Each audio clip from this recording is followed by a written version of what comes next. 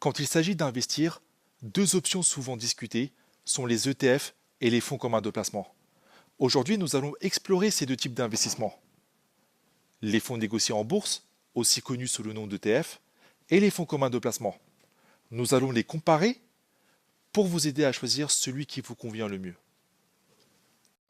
Un ETF ou un tracker est un fonds indiciel qui cherche à reproduire avec la plus grande précision la performance d'un indice, comme par exemple celui du CAC 40 ou du S&P 500, ou la performance d'un secteur spécifique, comme par exemple celui de la robotique, de l'intelligence artificielle ou de la biotechnologie.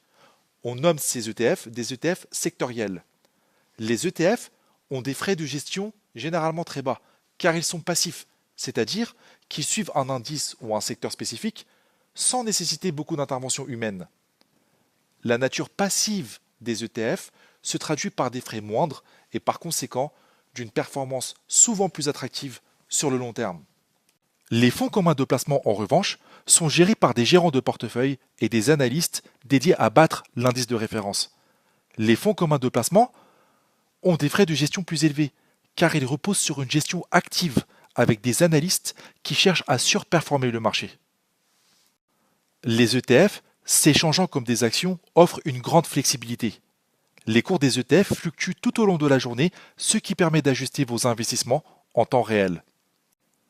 Les fonds communs de placement, en revanche, ne s'échangent qu'une fois par jour après la clôture du marché, ce qui réduit votre capacité à réagir rapidement.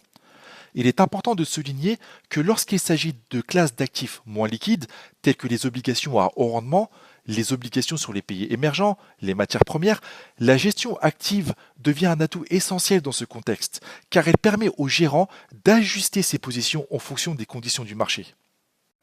En comparant sur Morningstar, on peut voir une différence de frais de gestion notable entre un fonds US Equity à 1,84% et un ETF S&P 500 à 0,15%.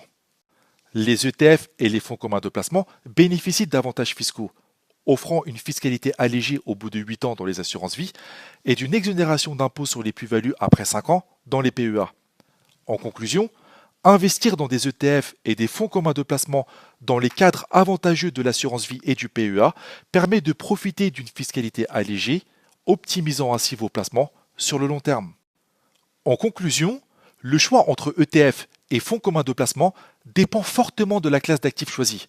Pour des investissements dans des classes d'actifs moins liquides, comme les matières premières, les obligations à haut rendement, les pays émergents, la gestion active est souvent préférable.